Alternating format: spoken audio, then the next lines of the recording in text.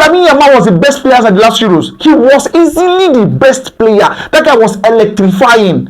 Even in midfield, Federer Ruiz actually had a better campaign than Rodrigo, but Rodrigo actually had a good consistent run, you understand? And played at the very top level till almost end of the season to the Euros. But let's say just for the tournament, that Ruiz actually had a better tournament than Rodri. But Rodri really understand. But Lamine Yamal at 16 did that. The final was, I think it was 2 days after he was 17, he played that final. That boy is something else. That boy deserves to win it. Enzo Maresca is a surprise pick in that list, by the way. And it's a surprise pick because he came into Chelsea in his very first season. At some point, for people who actually called him a championship manager, I mean, they're eating their words right now. Of course, calling, I think that turned out to be a blessing because a championship manager walking into the Premier League at some point in the league, being a title contender and helping Chelsea finish in the top 4, going further to win the Conference League and conquering the world at the Club World Cup. I think he deserves to be in this list. Absolutely deserves to be on that list. And I think we're back, guys. Welcome back to the channel, football fans. The Ballon d'Or nominees are out. Top 30, top coaches nominated, and the club side all nominated. I bet you've already seen the list. Kygo, how do you do now? I feel right. I feel right, Charlie. Man. Expected names. The names were expected are in the list, and there have been some shouts about some names that were excluded from the list. Your first thoughts after seeing the list? When I saw that list, and for a player like Julian Alvarez not making that list, I was very surprised. How can you not include Alvarez, who had a stellar campaign, great season? I mean, Atletico didn't have an excellent campaign per se, but individually as a footballer, you see what Alvarez played, and there's no way he does not deserve to be on that on that list. Top 30 in the world. Yes, there's no way you're calling 30 best players in the world right now. They're not supposed to include Julian Alvarez. So yeah, I mean, that's the biggest of all of the names that were excluded. Another shock, Caicedo not in the list. See, it's a lot of times, I think the PR from the English media does not really help him again for the for the big fee he moved for, and that one bad game, his debut game he had at Chelsea, is something they keep talking about. For Chelsea fans and regulars and randoms who actually watch Chelsea games, they know this guy is the fulcrum of the side. He makes the team work. If he's not there, they will struggle. They will know. If you want to list 3 defensive midfielders in the world right now, he's up there. DMs. It's not the best. It's not even the best. Because there's no way for a team to actually have balance. Your defensive midfielder has to be solid. For Real Madrid right now, that is what they are lacking. They don't have a solid defensive midfielder to actually handle the team. What do you mean? Was injured for the whole of last season. Man City suffered for it. I mean, for Liverpool to have a great campaign, Gravenberch turned up and played well. You need that figure. You need that person, that fulcrum, that person to actually switch. It depends. Having a good game or a bad game, your defensive midfielder has to turn up. You understand? When you're missing, it's ridiculous. But I understand he's not playing in the Champions League last season, and next season they will see. He had a really good season and very excellent campaign. Cup. Yeah, I could have understood if Chelsea didn't participate in the Club World Cup and never won the Club World Cup, but he made it to the Club World Cup. But for Chelsea, from the very first game to the last game, it was the third best player at the Club World Cup, as a matter of fact. See that, and somehow he didn't make the list. We see this, but I think eventually people are going to Chelsea are playing Champions League this season. You will see. Some persons are raising questions of Cole Palmer making the list, and it's really baffling. How would you say Cole Palmer deserve to be in this list? When it comes to goals, he's been delivering. The last season he delivered, assists he delivered. He had a little run where he failed to score an assist, and even in those games he had over 7 ratings. 0 ratings. Yeah, so people are failing to acknowledge that this guy is not a top 9. This guy is a midfielder, a creator, had the most chances created in the league last season. That is his job, that's his position. And it doesn't even help that the attacker Chelsea had last season were not really lethal in front of goal. From January till the end of the season, Jackson scored 1 league goal. Yeah. So you have to know that the person in front of him was not converting chances. You need to put that into cognizance as well. You look in the Premier League, he's the best at attacking midfielder. There is nobody who is above him now. KDB is no longer in the league. Palmer is easily the best attacking midfielder in the league, and you cannot have a Club World Cup, a Ballon d'Or list where Palmer, of course, showed like 1,000, stars at the Club World Cup, great campaign at the Conference League final, 2 excellent assists, he provided in that game. There's no way. And the final against PSG. You see, I didn't want to highlight that one. You see, that was one of the best individual performances you can get from a player in any tournament. Against the so-called best team in the world. Best club side in the world. See what he did against them. Yeah. Throwing them to shreds. Anyone who say that is probably maybe a rival fan or does not really enjoy watching football. Honestly, Looking at the other names, I think we expected to see them. Players like Declan Rice, of course, Arsenal's best player last season. And was he Arsenal best player last season? I think so. He was decent for Arsenal. I would say Gabriel Magalhaes is Arsenal's best player. Was Arsenal's best player last season. Brian is actually a close shout. Saliba a decent campaign, but Gabriel Magalhaes I think is Arsenal's best player and has been their best player for a while now. But he's heavily underrated. Maybe because he's not flashy, he does not keep all of this fine hair and stuff. But that guy is really good. Okay, let's move on from the top 30 list. Let me hear your top 5. At the end of the day, from this top 30. See, not to be emotional or anything, the one player who shook the world so many times last season was Lamine Yamal. Exactly. Lamine Yamal. He said, no, this age does not have to do with anything. That boy was a wonder kid. That boy, the Euros last year, he was the best player. That's what they gave Rodri. We all know. Lamine Yamal was the best player at the last Euros. He was easily the best player. That guy was electrifying. Even in midfield, Fabio Ruiz actually had a better campaign than Rodrigo, but Rodrigo actually had a good, consistent run. You understand? And played at the very top level till almost end of the season to the Euros. But let's say just for the tournament, Ruiz actually had a better tournament than Rodri. But Rodri winning, I understand. But Lamine Yamal at 16 did that. The final was, I think it was 2 days after he was 17, he played that final. That boy is something else. That boy deserves to win it. See, I want to draw, a comparison, yeah. From 1990 till about 2006 to 2007 or thereabouts, the Ballon d'Or winners didn't have to win the Champions League. They gave players because they had stellar campaigns. When Roger won the Ballon d'Or and the favorite player, he scored 20 goals in the league. It's as if you're around 20 or thereabouts. It is the way you turn up. It is the influence you have on the pitch. If you call 10 young children right now, 10 kids right now, who's your best player? Each is going to mention Lamine Yamal. This is how much influence that boy has in the game. That boy is exceptional. That boy is phenomenal. That's right. I cannot even fight it or even argue when I wins the Ballon d'Or. I will know that in fact he deserves it. Let's move on to the top 4. He had over 50 goals and assists last season, by the way. He had over 50 goals and assists, by the way. So for anybody who wants to, I beg your pardon. So for anybody who wants to say, this and that, I beg. Yamal is better. After Lamine Yamal, I think for me, I'll go with Dembele.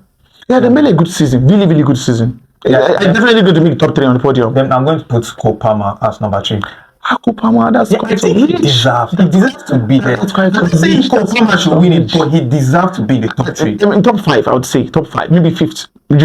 Considering that he did not play in the Champions League, there are a lot of factors that you'd consider before you make certain decisions. By the way, but I've not really thought of a top 3. I've not really thought of a top 3. But for number 1, 2 players who you would chip in that top 5, apart from Lamine Yamal, Dembele, and Cole Palmer, which other 2 players would chip in? Salah has to be in there. Salah had a good season in England last year. Good season. And maybe towards the end of the campaign, he didn't score a lot of goals. But if you take away his goals, not even assists, away his goals, Liverpool will not win anything. Salah definitely going to make top 5. Salah, Lamine Yamal, of course, number 1. Yeah. Ousmane Dembele, Salah. We need to find a way and put Rafinha. I'm definitely going to mention Rafinha because he was really pivotal to the campaign Barcelona had last year. He was clutch. He scored very important goals. He might not be as creative as the rest of us, shiny, but he turned up when it was necessary sometimes. And I think he has to be there. Lamine Yamal winning the Ballon d'Or. Do you see him winning the Copa Trophy for the young best player? Because he's in there also. We've got players like Boadi, Kobase, Doué, Estavo. We've got Dean Hussein, Lewis Kelly, Moura, Yamal is still there, and Yildiz. That's actually a very elite list. I'm telling you, that's a very, very, very good list. But if I give anyone right now, I think a lot of times this award favors attackers so much because we see what attackers do. But this time, I would look and say, man, Kubasi, this boy. But do you think very good? Do you think okay, yeah. I thought you were going to mention Yamal. No. Yamal won it last year, so we need back to back. Nah, I'm telling Yamal to win the Ballon d'Or. Yeah. That's what I'm pushing him to win that trophy. He deserves to win it. I only didn't win the Ballon d'Or at 19 because he was good. He might deserve to win it at 18. There is nothing wrong with an 18-year-old winning the Ballon d'Or. He had a better campaign. Go watch in semi-finals against Inter Milan in Champions League. He did not score no assists, but oh my God, that's spectacular. That boy, oh. Let's move on from the top 30 list. The top best coaches for the Ballon d'Or. We got Antonio Conte, Luis Enrique, Flick, Maresca, and his slot. Who is going to take on this one? This is a very tough one, but I think Luis Enrique is going to win it. I think Luis Enrique is going to win it because of PSG didn't start last season that good. But eventually they picked up some really good form and they're in a very high momentum. And the way they went ahead to win the Champions League, they were the best team last season. A very young squad, very exciting young squad, and they were very fluid on positional play. But they knew how to rotate and how to receive the ball, defended as a unit, attacked very good as well. So I think I'm tipping Luis Enrique to actually get that. Arsenal, good shout, Antonio Conte, decent shout. Enzo Maresca is a surprise pick in that list, by the way. And it's a surprise pick because he came into Chelsea in his very first season. At some point, for people who actually called him a championship manager, I mean, they're eating their words right now. Of course, I think that turned out to be a blessing because a championship manager walking into the Premier League at some point in the league, being a title contender and helping Chelsea finish in the top 4, going further to win the Conference League and conquering the world at the Club World Cup. I think he deserves to be in this list. Absolutely deserves to be on that list. And I think that guy has insane potentials because his game actually depends on the opponent he's playing, the way he's approaching the game. He doesn't really have a specific pattern where he has to repeat over and over and over again. He's coming to play you. The way he's going to deal with you, he's seen loopholes and how he was going to take advantage of it. So I like managers like that who actually are very flexible, who think further, and with the squad at his disposal, really exciting young players who can actually play in multiple positions, who are very talented, and of course they are backing. A lot of people say just spend 2 billion, but the 2 billion is a lot of money that they spend on the male team, the women team, on the academies, and a lot of future transfers have not even really gotten come to the club as well. They've made a lot of sales as well. But then again, you look at, it's not like they bought class players. It's not like they went to buy Messi or Ronaldo. They bought young players with potentials who are of course growing and getting better, and also don't really reach that level. They do away with them and bring other players as well. So I think it's a really good project, and a lot of clubs will be copying that very soon. But for Enzo Maresca, good one, really, really good one. Let's move on to the Women's Coach of the Year. We've got, of course, it's called the Women Johan Cruyff Trophy. We've got Sonia Gopasta, Arthur Elias, Reinish Legas, Serena Wegman, and Justin Madugu. How did Justin Madugu get his name? I was totally shocked. I was totally because how did Justin Madugu get into this list? Like, kudos to him. He won the WAFCON with the Super Falcons. Yes. The 10th WAFCON. A good run to the trophy, by the way. I'm not a big fan. I even think the Falcons should get a better manager going to the World Cup. I really want to do. But then again, there's this thing having indigenous coaches.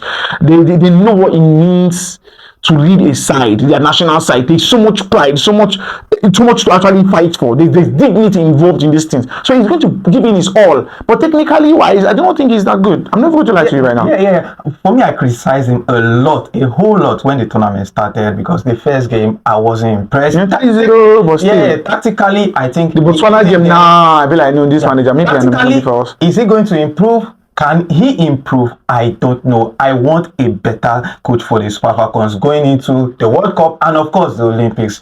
It's Justin Madugu, the man, not for me. But congrats to him for getting a nomination. But I don't think he's going to win it because Pastor there and Wegman. Yeah. So even we're looking at Wegman for winning, but I do not think Wegman is supposed to win it. I do not think so. It's not supposed to be between Pastor and the Arsenal coach Sledgers. Sledgers came in and almost. If she had started the campaign, I think it was going to be a very tough fight between her and Chelsea. If she had started the campaign, it would be a very tough fight. One went ahead, defeated Barcelona in the Champions League, and nobody expected that to happen. So it's between her and Bombasta. Bombasta actually, cleared, the domestic trophies in front of her. And for Serena big man, really good. Maybe it's because she has overachieved. She won the Euros before winning it again. But I'm not going to give it to her. I'm not going to lie to you. The Women's Goalkeeper of the Year, Chiamaka Nnadozie, as expected, she got into the list alongside Anne Catherine Berger, Katako, Hampton, and Van Domstar. Chiamaka, she needs to take this one now. See, Chiamaka, I do not know how they are going to nominate for African Women's Footballer of the Year, but Chiamaka is the best women footballer on the continent. Yeah, the Moroccan attacker might be scoring goals, and Bababanda might be there, and Sepowensi and the rest of them. But Chiamaka Nnadozie has played at that level, and she is the best among the citizens. She was phenomenal for Paris FC the last season. Very good. Taking them to the Champions League quarterfinal. That was how good they were. So she's the best. Going to making that list, she deserves it. She absolutely. I've been a big fan for her under 20 days. Yeah. Now she's so good, so good. So it's exciting seeing Nigerians paving ways for the other bowlers to make it into the Ballon d'Or, like Justin Madugu shockingly getting into the list, Chiamaka doing so. Hopefully the Oshwala in the past and the rest of them. ORYIMAN in the past had gotten into the Ballon d'Or list, but unfortunately, Lookman, you know, yeah, of course, unfortunately, ORYIMAN didn't make it to the list. Yeah, would all wanted him to make that list, but of course, the place he's currently playing. We look at the side he's playing, and he didn't really compete at the Champions League per se. So maybe this season, and he turns up like the way he did last year, and they have a good run in the Champions League, and of course the AFCON is later, December, January. Yeah, he stands a chance of probably making a claim for the next list of the Champions League, of the Ballon d'Or, and the FIFA Player of the Year as well next year. Okay, guys, drop your thoughts on the Ballon d'Or nominations in the comment section. Don't forget to like and subscribe. So, guys, I'm Yimzy, and this is Kygo. Cole Palmer, I want you into that top 3. Even if you're not winning it, I want you inside that top 3. Cole Palmer. See you in the next one. Cheers. Inside match, I went and did Thanksgiving in church. Hear me and hear me well.